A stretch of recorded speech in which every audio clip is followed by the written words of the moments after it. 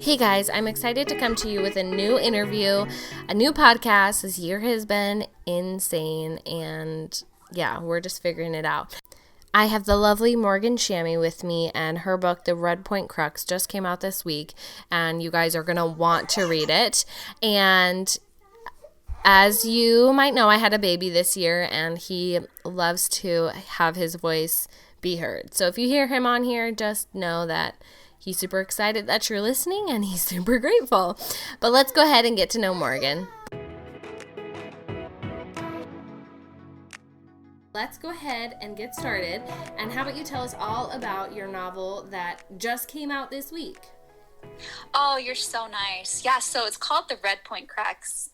And I love it because it's a mix between the rock climbing world and the ballet world. My husband was actually an X Games gold medalist in rock climbing, so I know a ton about that world. It's fascinating. So cool. Climbers are the nicest breed of people. And I was actually like a pro ballerina, so just combining those two worlds was really, really fun. And it's pretty haunting. It's dark. There's a serial killer. It's pretty much a big mystery. And so far, I take a lot of pride in this. With all of my reviewers so far, no one's been able to guess the murderer. Oh, that's very important. Yes. You should take pride in that. It makes sense. In the end, they're like, oh, so it's been pretty fun. I love that. I mean, that sounds like everything that I adore. I'm like terrified of heights, so rock climbing, not really my thing, but I did ballet as a kid and loved that. The hardest thing about that was my brother. He started doing ballet like 3 years after me and immediately like moved up like a bunch of classes ahead of me, and I was so mad. Because I was like, I've been doing this forever. Oh my gosh, I love that. I love guy dancers. They're amazing. He was pretty good too. Like, I'll give him credit now. I wouldn't back then, but I will now.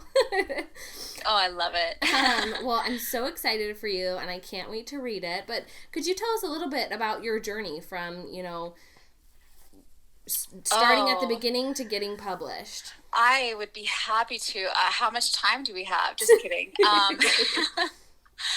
Well, like anyone, you decide to write a book in your life. And I don't know how that moment happens for everyone, but it happens and you're inspired and it's like, hey, I want to do this, Yeah.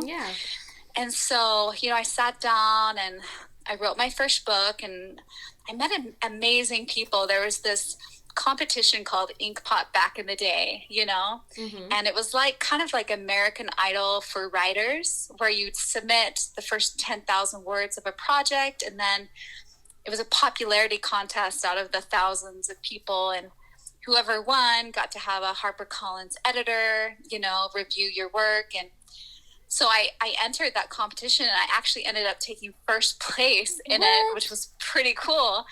So after that, I was like, okay, maybe I can write, maybe I can do this. And after I finished that novel, of course, the next step, as you know, is querying. And this is, holy crap, this is a completely different battle. Yeah.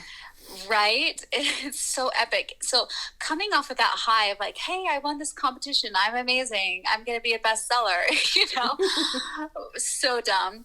I queried. And I got a lot of interest from agents, probably like 30 plus requests, but it never got an agent, and I was devastated. It's so funny how you think you're really good when you're really not. You need a lot of work with crafting the story. Yeah. You can write and not be able to craft a story well, like with pacing or plot, cruxes and all that jazz. But so I decided to write another book, which as a writer, takes a lot of guts. It's scary to put yourself out there again after you've failed, Definitely. And so I wrote another book, and then I queried it again. And once again, I failed. It did not get picked up. And this time I was even more devastated. Like, honestly, I think all writers with rejection can relate, but it hurts, and it creates you full of doubt. And honestly, totally. It got me to a point where I was depressed over that. Like, I started to doubt my self-worth and who I was and if I should even keep trying with my dream. Right. And it's paralyzing, But once again, you wrote another book. I wrote another book. You know this story so well. And amazingly, and this was a ballet book and kind of a version of Redpoint Crux, actually. And it got 7 offers of representation from agents.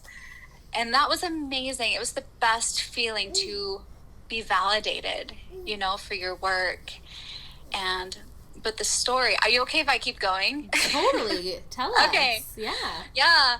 So the story does not have a happy ending. As most writers know who have agents, you then go on submission and your agent sends your book to multiple editors, like big 5 editors like HarperCollins and Simon & Schuster, Penguin, Random House, and all those amazing publishers. So I went on sub and had great interest, but ultimately it did not sell. And it was that same feeling of rejection that overtakes you, like when you're querying it.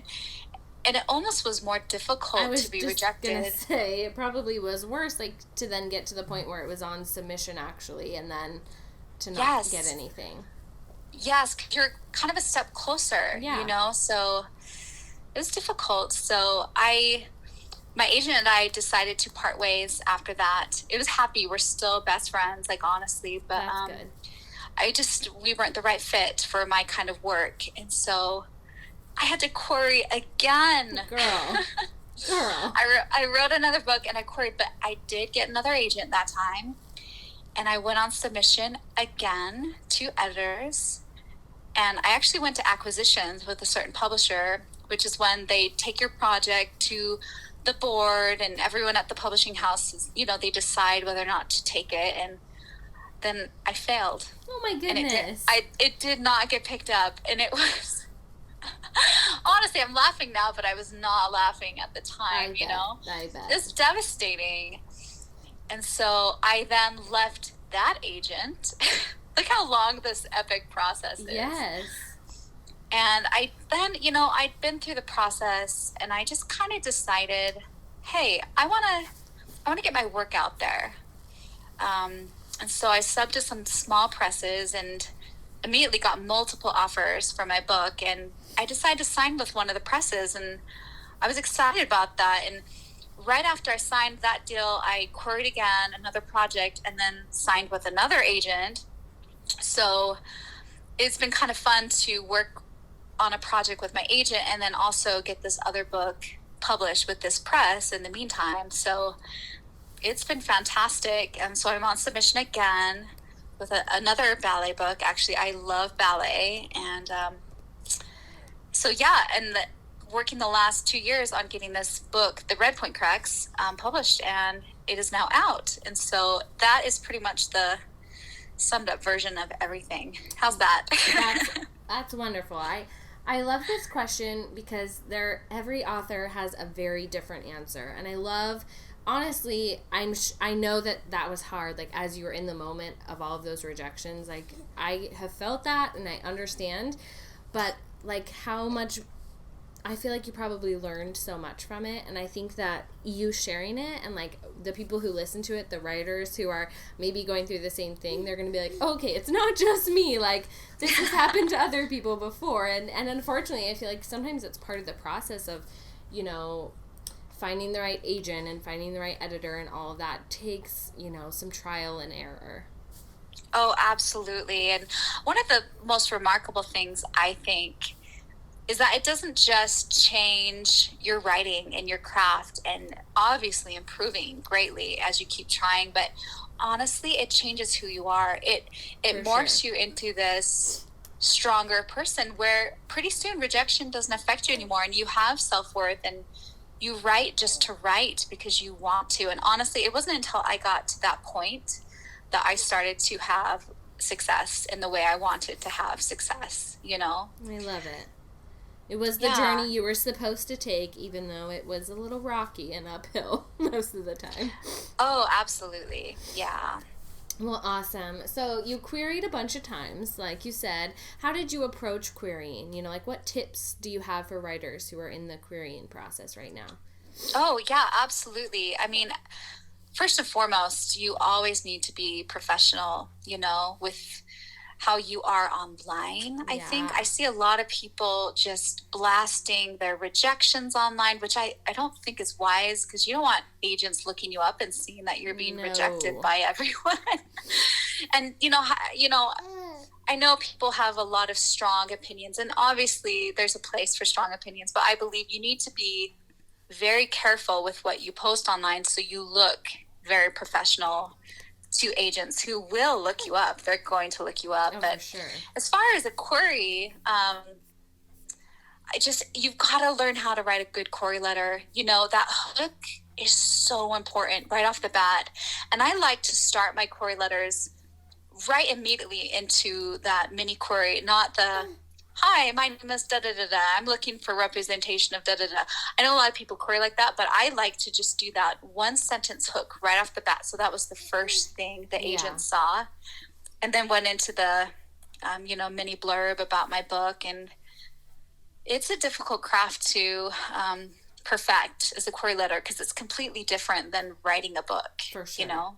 I mean, a book is so long, and it's very, the query is very much like a salesy type of writing, and to have it be so condensed when we as authors are used to writing very long things, right? Yes, Very different. for sure. Just getting that hook in there, that intensity, that what's the problem, how is it going to leave off on a cool way that's going to make the agent want to read more, making it sound original. It's got to stick out from all the other hundreds of query letters out there. Yeah. So, well, I think that's great advice, and I definitely think being professional, especially now in this crazy kind of period of time we're in, where there's lots of stuff going on, there's lots of opinions out there, and I think that people can use their social media for good and sharing good things, but I think you do need to be careful about what you post when you're trying to move into the querying process, because you take yourself from writing like a person, writing just your book by yourself, very personal, right? Like it's just you, yes, whatever. But then you're moving to where you want an agent. That starts to become a more of a business type interaction, when you have to think about that with what you're putting out there, which can be different. Oh, absolutely, for sure. So the next question I have for you is a two-parter. Cool. We'd like to know what the hardest part of writing is for you, and what the hardest part of being an author is for you, because sometimes they're different. Oh, for sure. Okay, hardest part of writing, oh my goodness. Hands down, first drafts. I loathe first drafts. I mean, I probably would have said rejection early on is the hardest part of a writer, but honestly, I think it's getting that first draft out, because I want it to be perfect, and I want it to be amazing and remarkable the first time I put words on the page. But obviously that can't happen. And what I love most about it is the revision process. Like when you actually have a chunk from start to finish of work that's already on the page, then it's fun, because you get to dive in and rearrange and organize. And it's like this big, beautiful puzzle that is so fun to piece together. You add the magic, you add the showing, you add the setting, and it's... yeah, I love it so much. Oh, wait, I was supposed to say what I didn't like. That's okay. That's all right. You answered a question that was coming up already, so that's good. But you said the hardest part was just first drafts, which I totally agree with. I was revising a novel for, a couple, starting to finish, the whole thing, writing and revising, was a couple years. And I started a new project, and I was like, what is this blank page that is terrifying me and staring me down? You forget, I feel like, how hard it is to actually, get the words out on the page. Oh, yeah. And I am not a plotter. I'm a pantser for sure. Oh, so, yeah.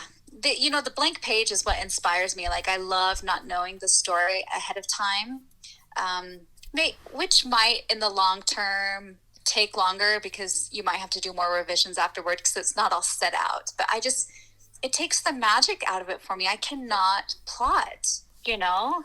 I've always had that issue too with like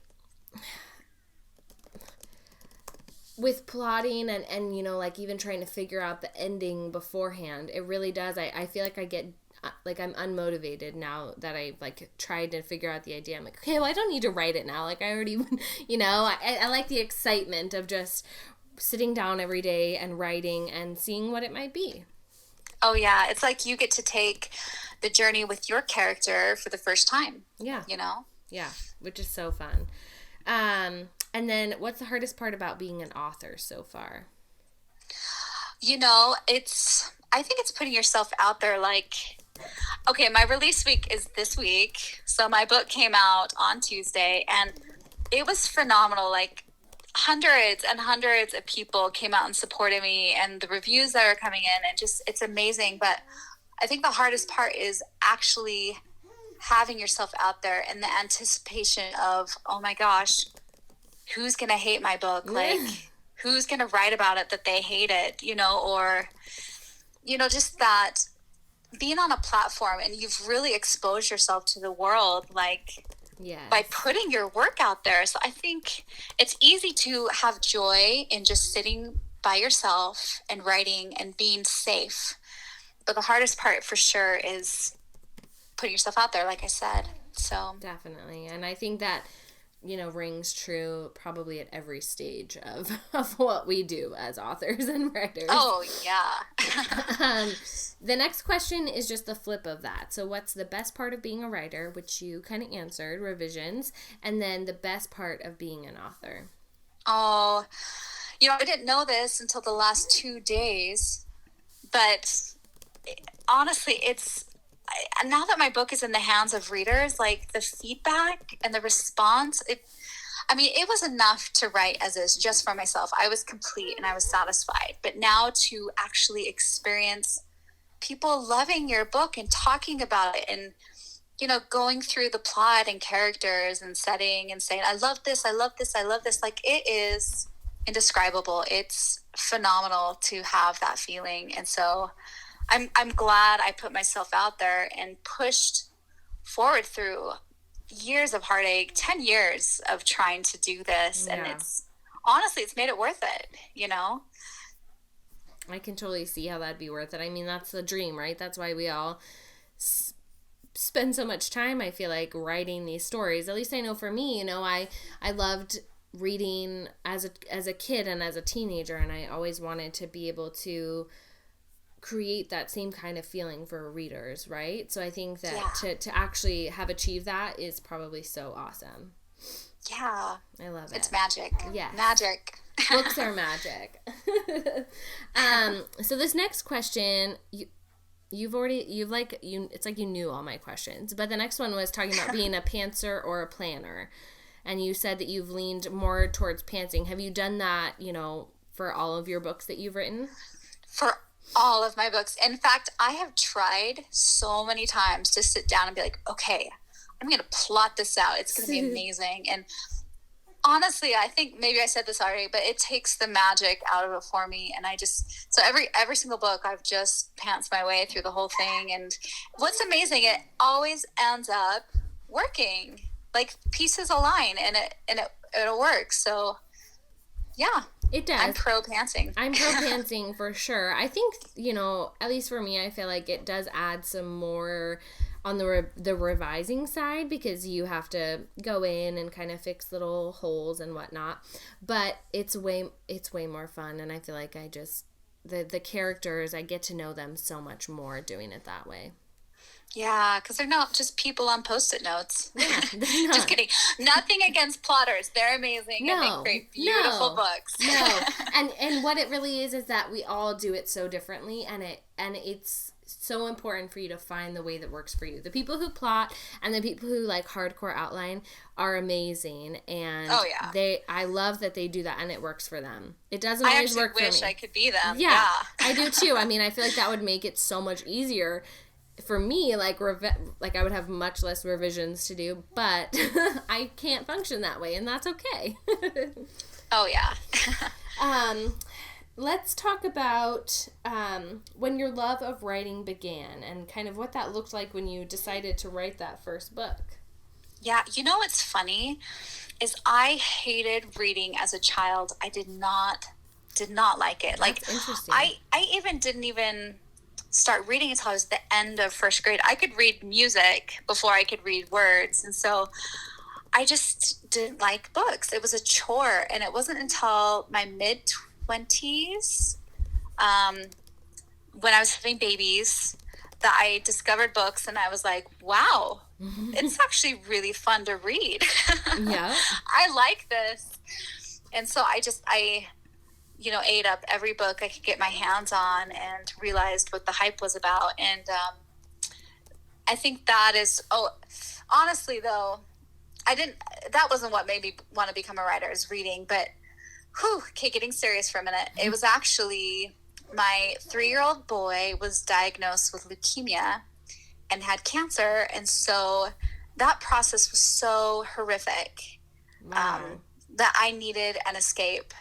And reading wasn't enough anymore. For some reason, I wasn't able to be carried away into worlds anymore. So I decided to, start writing and putting words on the page. And it just, for some reason, creating that world was a huge distraction. And that's why I started writing. And then after that, I was hooked. That's amazing. I mean, what a thing to inspire you to do that. And so wonderful that you figured out like what would work for you to help you kind of escape and give you that break. Yeah. Yeah, that's wonderful. I also think it's so good for us, moms, with having kids, and anyone, guys, of course, too. But to have that escape, like each of us need something outside of our mundane, hard lives, yes, and that for me, that's writing. Yeah. Oh, definitely. I mean, I don't know. I feel like for me, writing has always been sort of therapeutic in that way, right? Like, I feel like I've worked out a lot of issues within myself and like my past with writing and creating these worlds where I can kind of control all the factors. And, like I see similarities of myself and my characters or other people and all that. And so I think that you're totally right. We all need an outlet. We all need something to kind of help us figure things out away from all the craziness that's going on in our lives. Definitely. Yeah. Especially this year, right? Yes, yeah. This has been quite the year. Oh boy.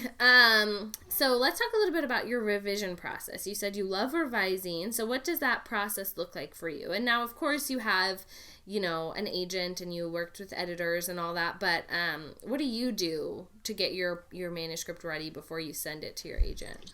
Yeah, absolutely. I think there's obviously different rounds where you look for different things. Like there's a round. Well, first of all, I guess it's fleshing out. I'm an underwriter.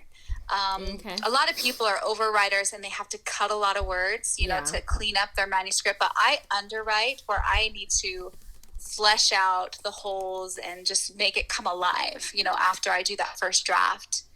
So for me, setting is super important. Like usually the type of writer I am, I want a haunting setting. So I have to make sure the reader is immersed in a world. That's one of my favorite things is when you finish a book and that world is still with you and it like lingers with you for like a week or two. You just keep thinking about it. So that's like my goal, is to create those kind of worlds where it sticks with you.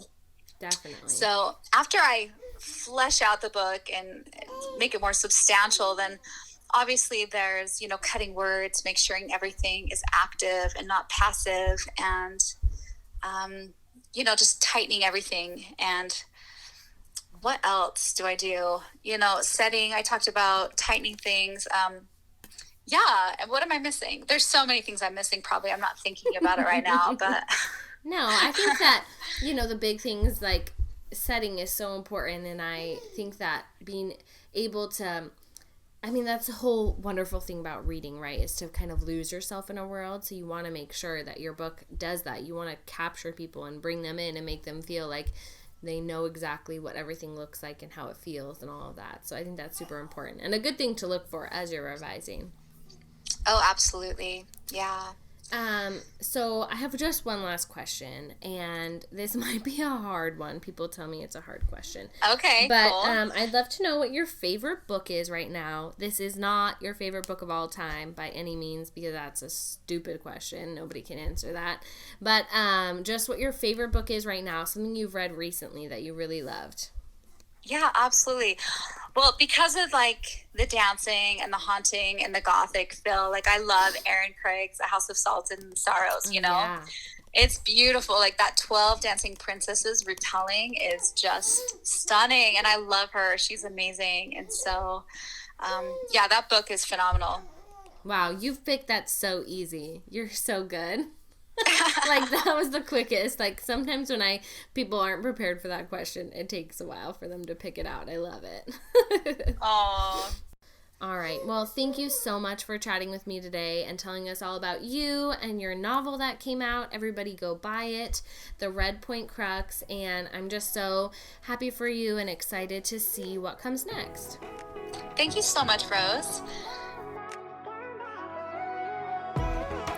Thank you guys so much for listening. As always, please rate and review this podcast if you can and share it with your friends. And everybody go give Morgan some love.